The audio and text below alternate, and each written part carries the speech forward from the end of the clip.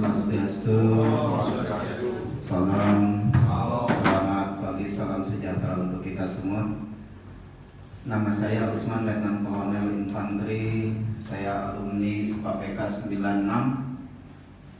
Anak satu, istri satu, anak satu, menantu satu, cucu satu. Luar biasa. Lengkap. Usia kerja saya hari ini adalah 28 tahun, menginjak 29 tahun. Sebentar lagi kalau saya pensiun di usia 58, berarti masa kerja saya 31 tahun. Dapat bintang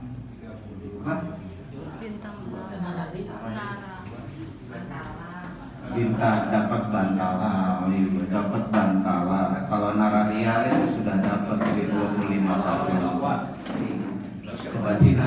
Kebatinan kita. Ya itu kan tadi contoh aja. Jadi ketika kita berhadapan dengan audien yang baru, kita perkenalkan diri kita, di mana tinggal, siapa temannya, kan itu jadi ketahuan. Sementara saya tinggal di Mesratna Udayana. Ketika kita perkenalan maka ada sesuatu yang diingat oleh audien. Walaupun ilmunya nggak ingat, tapi dia ingat tempat tinggalnya. Suatu saat itu kan kita bisa bertemu. Karena dunia ini milik kita bersama. Ini badar ini juga sama kemarin.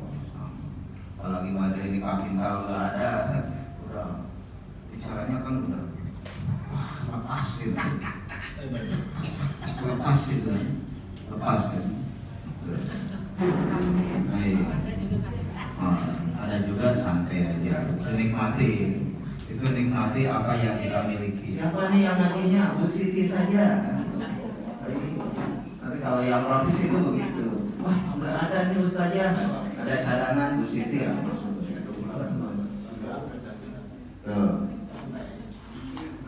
Jadi saya ulang lagi tadi apa yang saya sampaikan di pagi hari.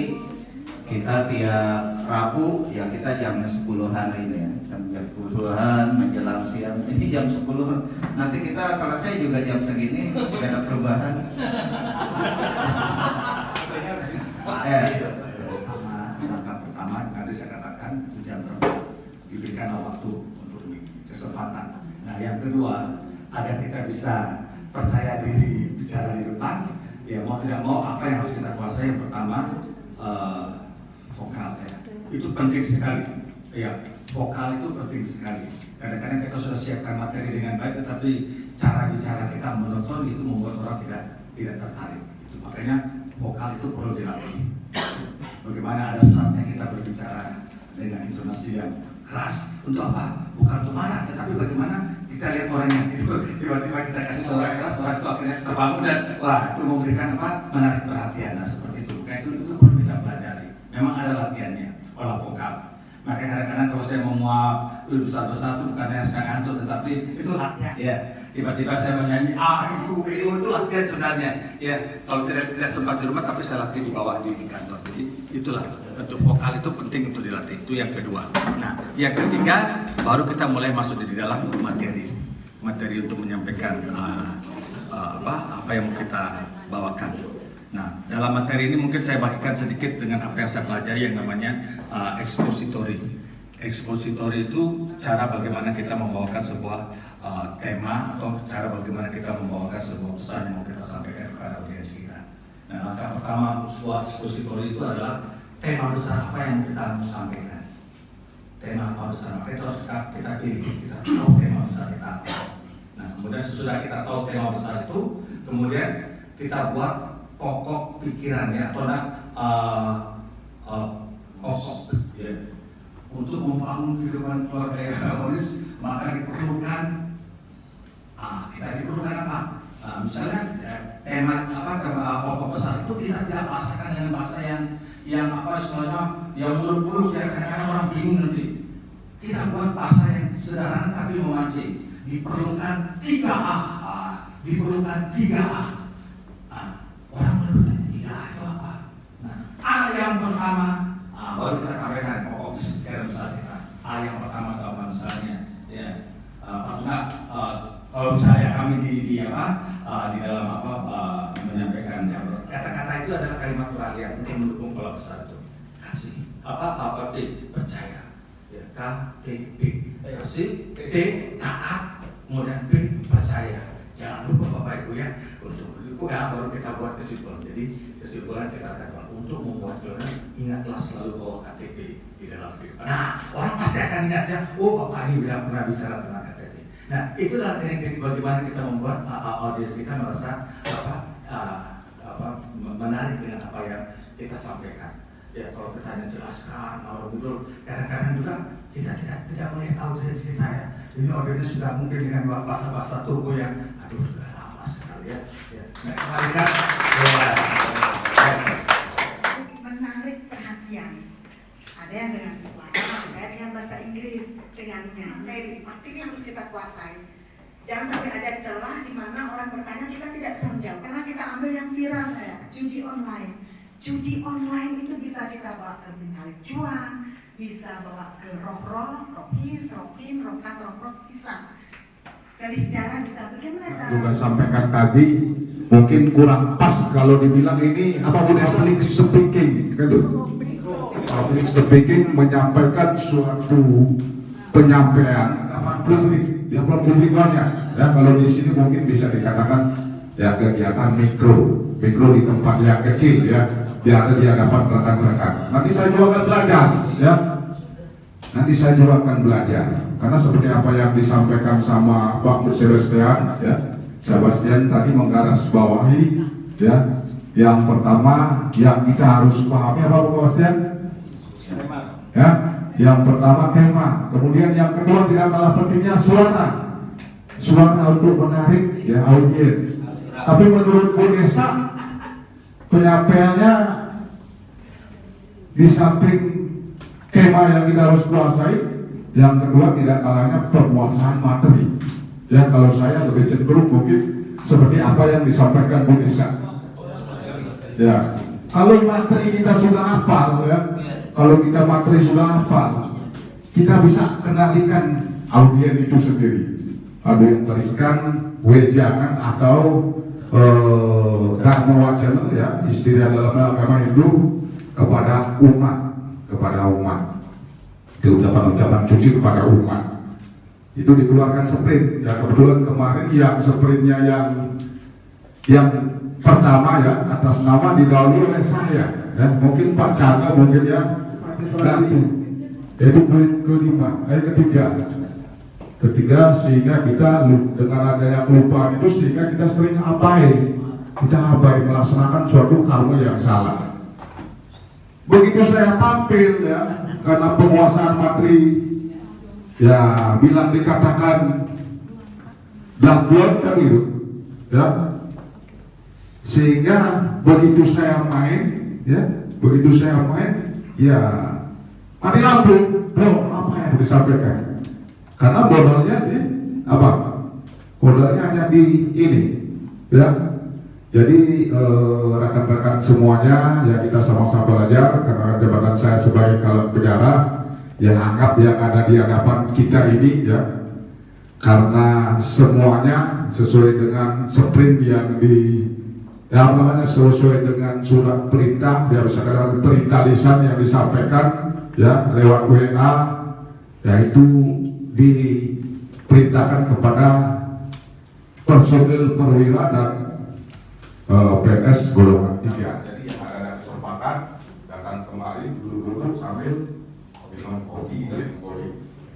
Itu saja mungkin Bapak yang perlu saya tambahkan. Mungkin ada rekan-rekan yang lain mungkin ada referensi yang lebih bagus untuk menyempurnakan kegiatan Mikrotising tadi mungkin dari Pak Imanuddin mungkin ya, Pak Ustadz ya. Mungkin lagi Pak Chandra ya, dari konsepsi dari Pak Chandra mungkin Bapak ini dari konsepsi dari memberikan khotbah kan gitu. Saya yakin kalau umpamanya di konten itu saya yakin beliau ya gurunya sama seperti Pak Yusuf. Itu saja, terima kasih dan selamat siang. Acaranya yang pokok saya buka dulu oleh Pak Imaduddin nanti menyampaikan pesan dan pesan pembekalan dulu ya. Nanti yang terakhir dari Pak Cana. Nanti setelah Pak Imaduddin nanti yang praktek untuk micro teaching, nanti penutupnya Pak Cana itu ditutup sama Pak Cana. Pak Imaduddin monggo silakan. Om Swastiastu, Shalom, salam sejahtera bagi kita semua. Saya ini mohon izin, sebetulnya saya ini tidak punya background secara formal kayak guru saya belum baik. Makanya bagaimana bisa ceramah gitu saja. Karena saya terus terang saja background saya secara formal itu yang ceramah yang sesuai dengan public speaking, micro teaching dan king lainnya itu saya tidak pernah mengikuti. Yang jelas pengalaman saya yang pertama itu bisa ceramah itu harus dipaksa. Itu yang pertama. Saya ingat dulu ketika tahu orang-orang baru sekarang ini saya merasakan tuh terima kasih Pak Adem sudah dipaksa dulu. Tapi saat itu saya jengkel. Saya tidak bisa makan 2 minggu itu makan baru 30-an itu langsung buah itu karena ingat ceramah. Berarti yang pertama itu harus dipaksa.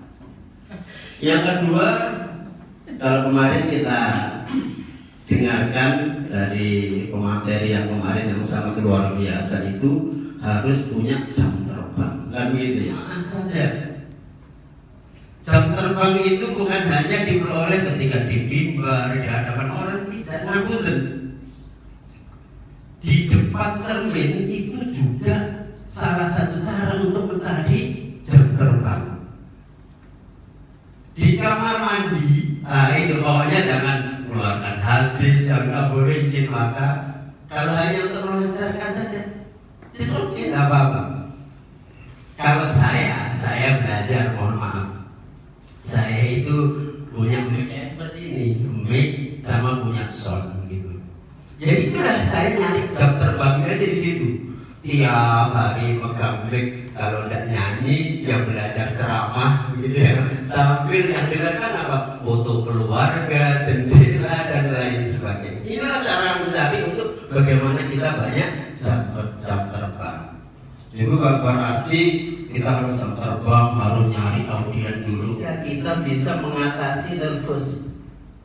Ini mohon maaf, saya ini nervousnya itu tinggi. Ngapunten, ada beberapa cara bagaimana mengatasi nervous. Ini berdasarkan pengalaman ya. Pengalaman saya selaku penceramah dan ini tidak ada di buku ya. Saya mohon izin untuk khutbah dunia, pokoknya di otak kita belajar. Namanya santri, namanya murid, salah ya wajar. Ya, silakan nanti dimarahi, silakan diluruskan, silakan ditambahi. Itu seperti itu. Sehingga nervous saya hilang. Makanya saya beberapa kali sampai 4 kali itu di hadapan dari 1 dari 2 itu karena itu saya. Jadi ya saya niatnya belajar gitu. Kalau salah ya udah silakan ditegur, silakan dimarahi. Namanya murid, namanya santri. Nah, seperti dimak oleh jamaah seperti itu. Bukan menurut saya, kata saya. Tapi kalau menurut ulama, kalau ijma ulama itu udah sepakat, ada usul masailnya, ada dan lain sebagainya. Tapi kalau kebanyakan menurut saya, seberapa kemampuan saya kita untuk ceramah, untuk agama ini. Nah, seperti itu ya. Terus yang berikutnya, ini pengalaman pribadi saja, jangan sampai terlalu mencontohkan dari keluarga kita, keberhasilan keluarga kita, anak kita. Itu pasti emangnya anak saya tidak berhasil apa seperti itu. Saya sudah bisa menyampaikan. Demikian, kurang lebihnya mohon maaf. Assalamualaikum warahmatullahi wabarakatuh. Om Santi, Santi, Santi, Om. Terima kasih. Om Swastiastu. Om Wignamastu Namasidem. Om Anupadrah Kartowiyantu Iswata. Semoga pikiran yang baik datang dari segala arah.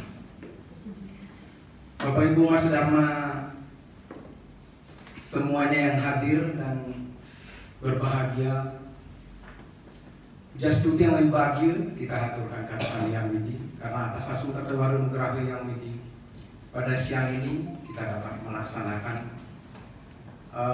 Dharma Santi.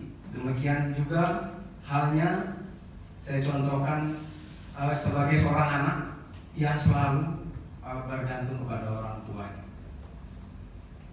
Karena anak tersebut merasa nyaman dan tenang jika di bawah perlindungan orang tuanya. Dari Adhyaya 9 Sloka 34 dari Bhagavad Gita.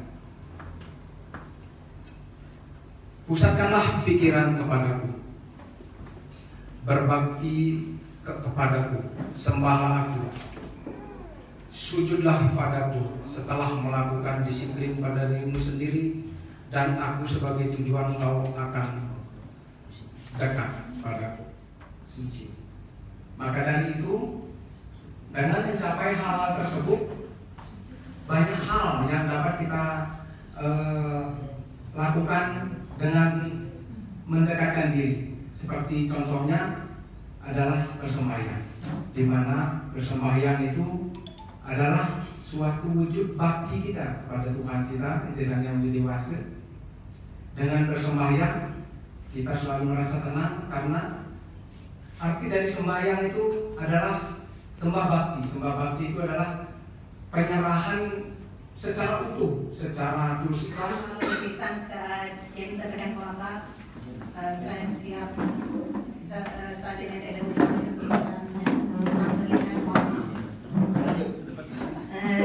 singkatnya nama saya tidak lama-lama, hanya 5 menit saja. Jujur materi yang lebih sabar.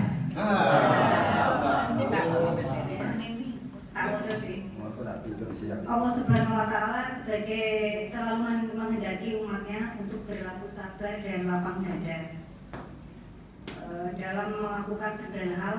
Sabar itu merupakan kata serapan bahasa Arab yang bermakna menahan diri, perilaku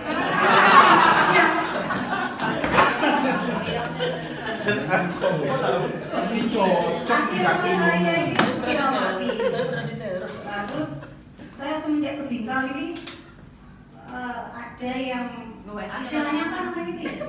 Nyek, istilah Jawa nih, nyek. Indonesianya ngejek. Itu apa namanya itu tutul awana. Langsung emosi saya kan belum terkendali dan belum bisa menahan rasa sabar ini. Saya nemuin orangnya. Siapa itu? Asli saya itu Susilawati. Jangan ditambahin embel-embel.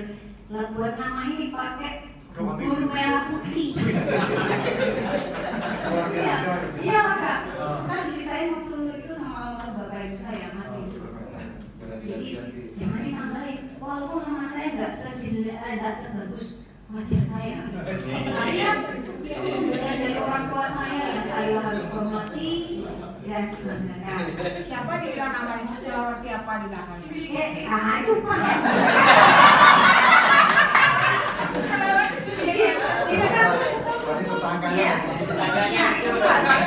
Pokoknya yang merasa siapa ya itu nggak usah sebut namanya. Saya nggak tertahan. Memang saya bilang gitu. Ini orang tua saya udah kasih nama. Jadi saya menghargai beliau. Nah, maka dari itu saya belum sabar dua karakternya kok begini, karakternya begini. Nah itu di sini saya bahas kapan kok bisa sampai terbentuk karakter. Mulai dari mana dia melangkah karakter. Sebelum kita bilang tahap-tahapannya itu, saya jelaskan dulu karakter menurut Kamus Besar Indonesia, sosial bermasyarakat, agama, ya itu ada istiadat, banyak pergaulan lingkungan itulah yang pengaruh. Tapi yang cenderung saya mau bahas di sini karakter itu begini, dia begitu mau berubah menjadi pribadi yang nol lagi, harus kembali jalan lagi. Ibaratnya dia masuk tangga keempat, turun lagi tangga ketiga, kedua, ke satu, sehingga menjadi pegawai Pertamina. Mulai dari nol ya Mas. Saya sedang jam 5 bunyi dan langsung kita cari bantal timbul dia. Karena apa? Karena kita sudah menanam dalam pikiran bahwa besok pagi saya tidak apel. Tindakannya apa? Jam beker yang berbunyi kita dengar, maka kita tarik selimut. Begitu dibangunkan istri, malah kita bentar. Akhirnya lewat, tidak apel. tindakan itu kita tindakannya, tapi yang antagonis mengatakan dia benar. Makanya dalam dunia ini, walaupun teorinya mengatakan bahwa peran protagonis adalah peran yang terbaik diketahui. Kalau ilmu pengetahuan, sesuatu yang diketahui dan dipelajari. Hari ini hanya sekedar pengetahuan, sesuatu yang diketahui. Itu saja. Terima kasih. Wassalamualaikum warahmatullahi wabarakatuh. Om Santi Santi Om Salam. Semoga bermanfaat.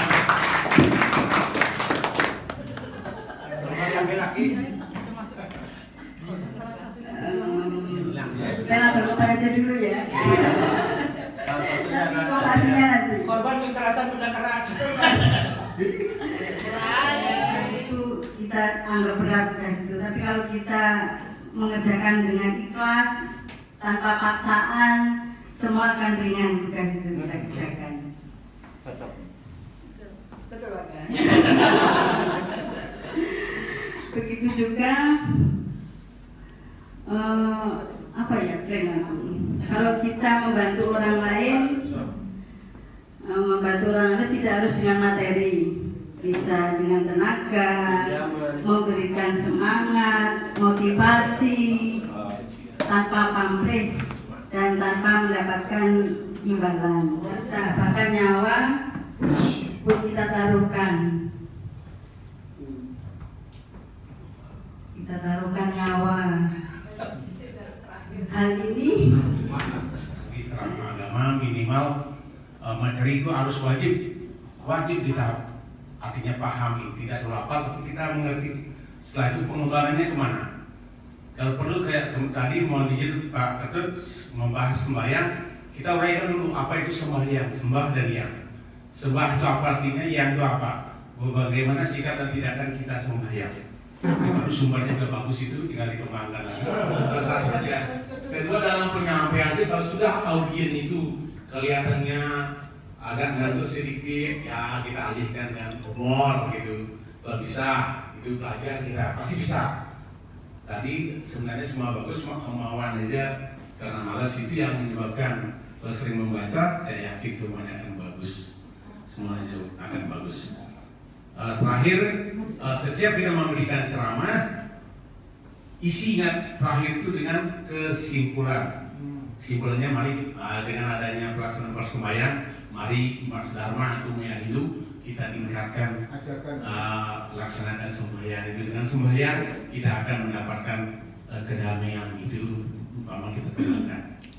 Kalau memang tidak ada ininya untuk bertanya, kita langsung tidak ada sempat untuk bertanya untuk hari ini gitu.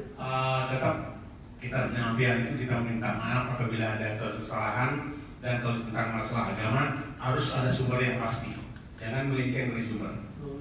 Pertama dalam kitab saya suruh kasihkan ada disebutkan. Kita bahas itu pertama, lalu kita kembangkan ya. Berarti orang sudah tahu dalam sana, bukan ngarang-ngarang kita menyampaikan itu. Demikian Bapak yang bisa saya sampaikan. Khusus untuk ceramah agama, sumber yang harus ada. Sumber yang harus ada. Kita boleh membuat sesuatu yang humor, tapi dengan catatan kita buat humor, kita sendiri yang ketawa. Sedangkan kalau dia nggak ketawa, itu yang perlu diperhatikan. Oh, dikira kalau seperti Pak Kapi bilang, Bapak dibilang yang mana nanti? Ketawa sendiri kan? Ketawa sendiri. Hanya Bapak dari mana? Dari Bangli, gitu. Jawab beda. Saya pas. Nah, maka itu kita berpikir juga membuat yang humor-humor gitu ya.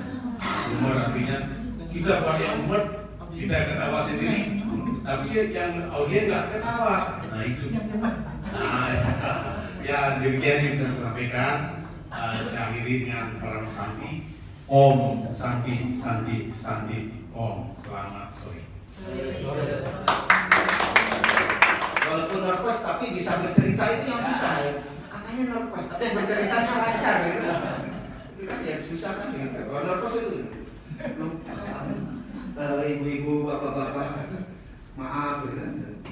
Saya akhiri tapi nggak berakhir gitu. Itu namanya nervous itu begitu. Terima kasih untuk semua.